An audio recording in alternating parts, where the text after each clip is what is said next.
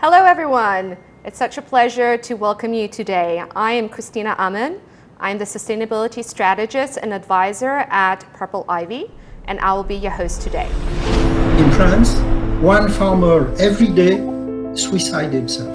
People are not happy with what they are doing in the farms. My grandparents were farmers and had to stop being farmers because it didn't work out. What I've seen in terms of food production and especially relationship with the farmers was not satisfying.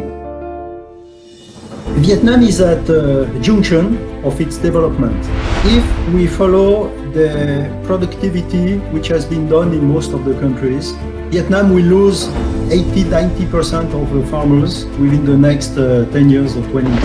A key to finding the balance between Vietnam's continued growth and sustainable development is the promotion of responsible business practices. Organic production is one of the solutions to protect the farmer and protect the consumer.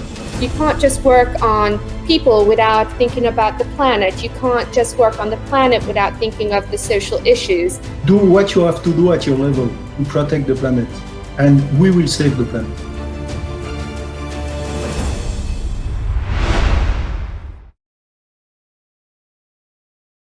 The talk today will focus on responsible business for people, planet, and prosperity. We're delighted that this is supported by UNDP Vietnam and the government of Sweden. This will also be aired during the Responsible Business Week, and the aim of this week is to showcase responsible business practices and to inspire a more responsible business community that contributes positively to the sustainable development of Vietnam. Joining me today is Mr. Jean-Luc Voisin, the founder of Les Vergers du Mekong. Hello and welcome, Jean-Luc. It's such a pleasure to have you today. Hi, Christina. So me too. I'm very pleased to be with you, and thank you for VN Express and UNDP to allow me to give some ideas about our business. Les Vergers du Mekong. Not only is this a fruit processing company, it is also the first certified B Corporation in Vietnam.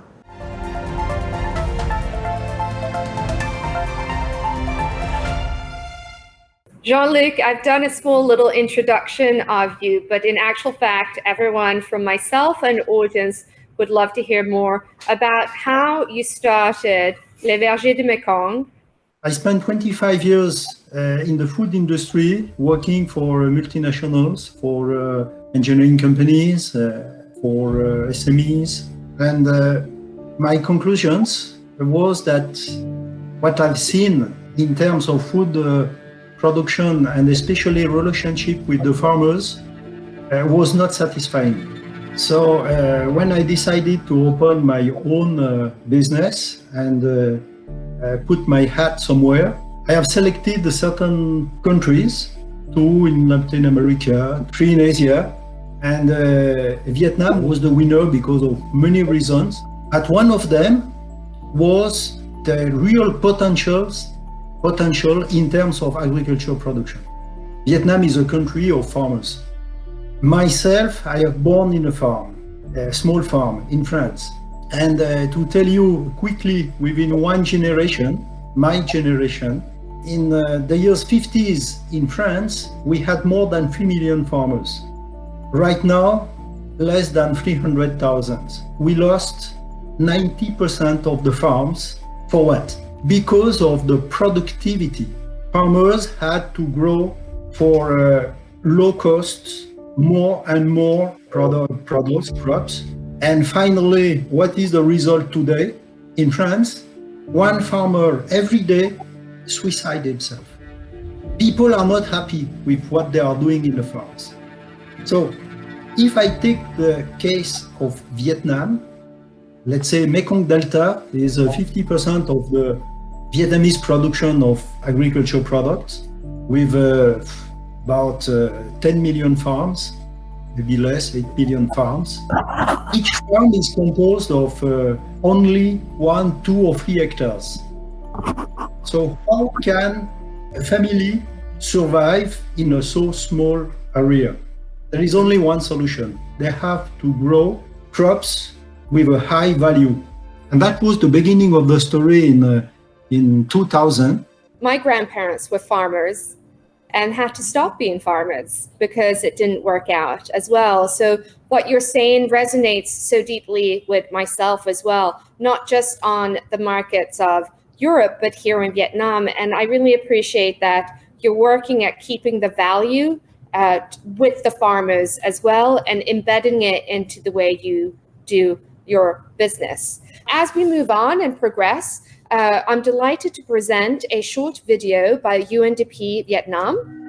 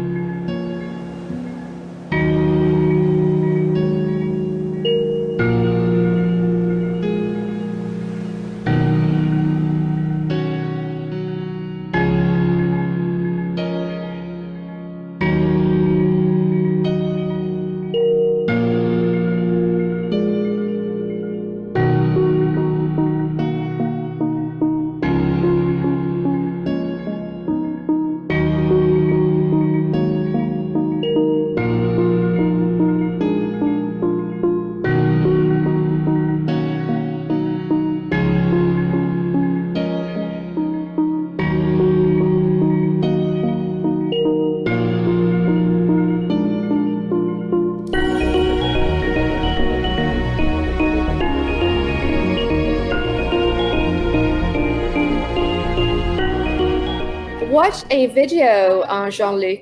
One of the lines that was said there is invest in responsible business means invest in the future of Vietnam. What do you think about that?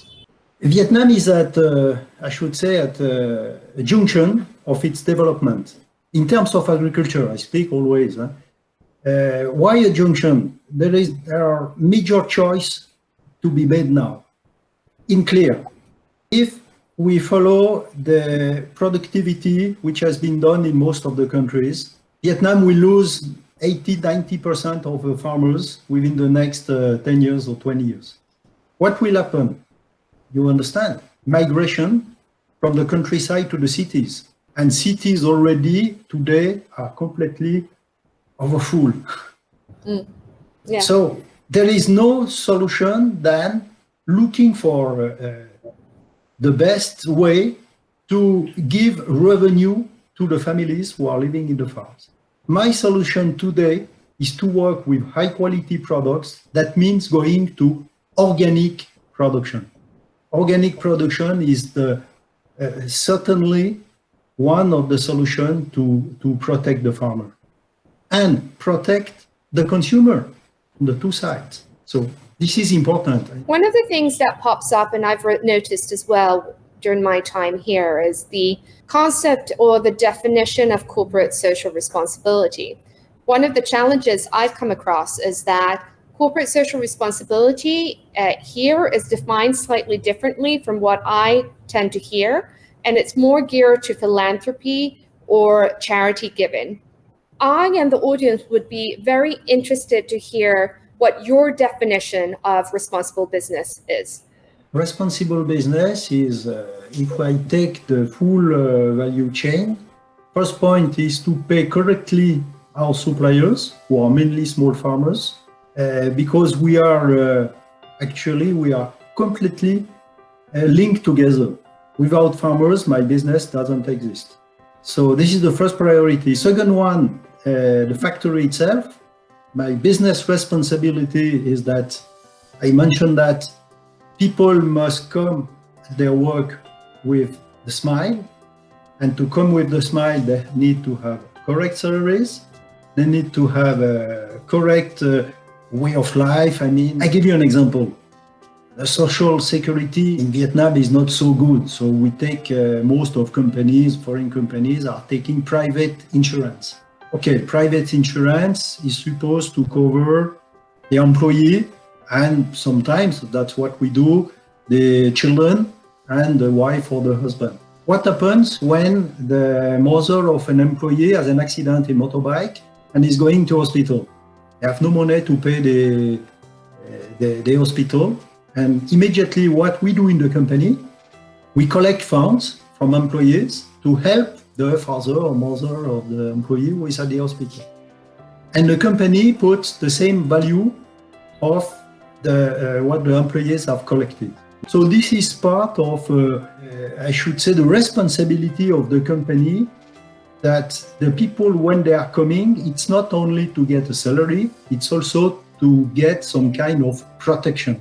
And they know that we'll never tell them that, sorry, we don't know your father, so we'll not help you. So that is the second part.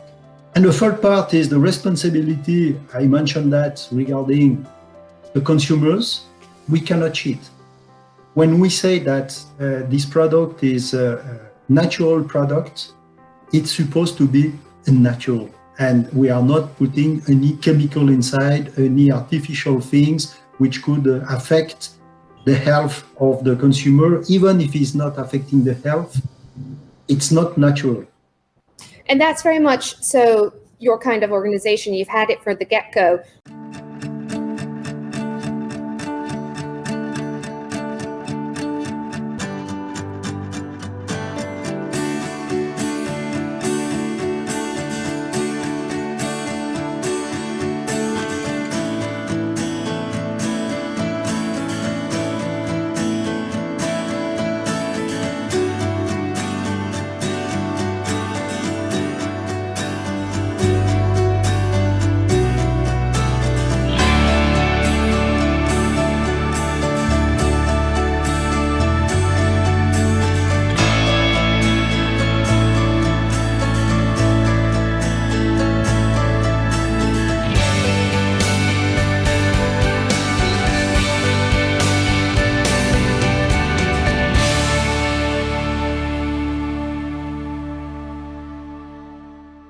Jean-Luc, can you explain the three pillars of Les Vergers du Mekong? So quickly, the first pillar is protection of the planet. Protection of the planet means everything which is good for the planet is good for us in general. A second pillar is protection of farmers. Farmers are our suppliers.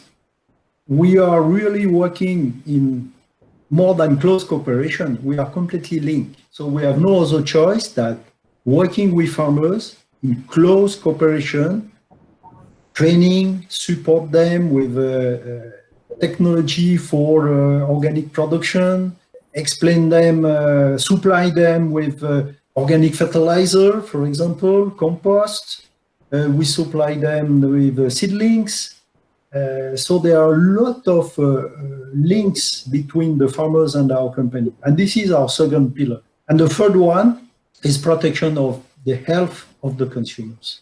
This is our main target. We don't want to provide any bad product on the market. This is a challenge because most of the time people prefer to go to simple things. So for many years, I know we lost consumers. Now consumers are more educated. It takes time. Jean-Luc, I think that's such a key point. I think the interconnectivity of all these pillars that you talk about, you can't just work on people without thinking about the planet. You can't just work on the planet without thinking of the social issues. And what you've just explained is that you have a very holistic way of working on all issues at Les Vergers du Mekong.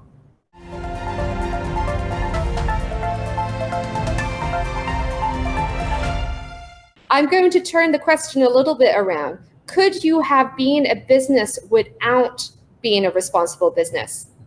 Difficult. I spent 25 years working for companies, and even in my third generation in the years 70s, maybe you know the word white elephant. You know, people were putting factories and companies everywhere in the world without taking into consideration all the parameters of a good company.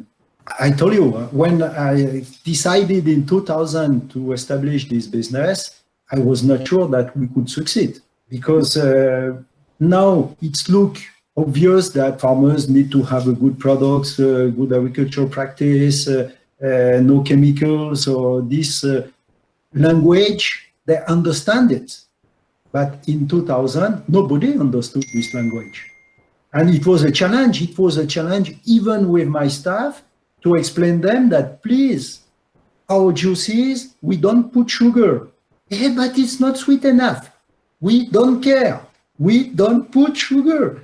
And that was a daily fight, a daily challenge to explain to everyone what was our targets. Did you ever do anything around assessment? How do you measure your impact, and how do you put together your KPIs for being such a responsible business? Because there needs to be some sort of accountability or governance, a process that also relates to like numbers or measurements or assessments.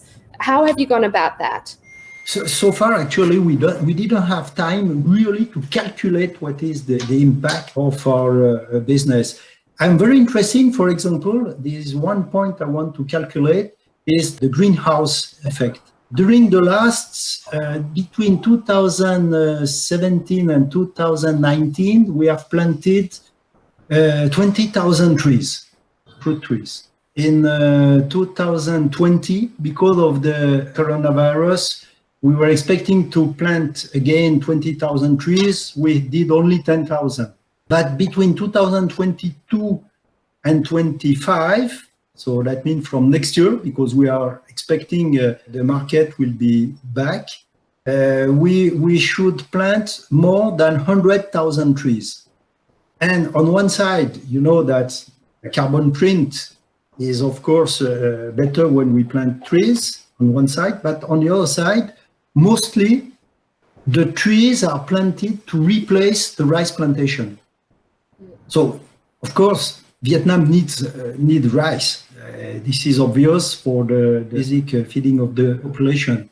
But imagine that on 1 hectare, a farmer can get, let's say, if I speak in dollars, around $3,000 per hectare revenue, not profit. If we grow, let's say, guava trees, the revenue will go to $9,000, 3 times more. But if we grow in organic, it will be 4 times more. We can get $12,000 to $13,000 per hectare. And that's a very clear number. That's a clear number and a very clear comparison.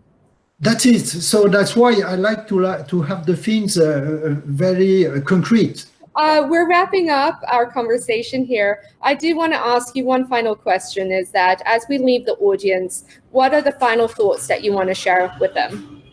I am optimistic, and we need to keep this if we want the planet to survive. So certainly the last things I want to say to everyone, do what you have to do at your level to protect the planet, and we will save the planet.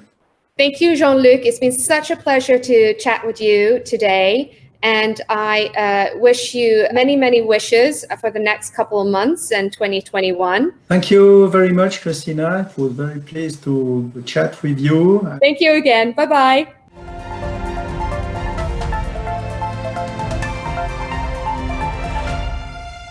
Thank you to Jean-Luc for his time today as he talked about his business and being a responsible business for people, planet, and prosperity. But extra thank you to you, the audience that has followed us today. So do take a time to post your comments, your thoughts, your photos on social media, from LinkedIn to Facebook to Twitter, and hashtag ResBiz21VN. We look forward to having you join us again very soon.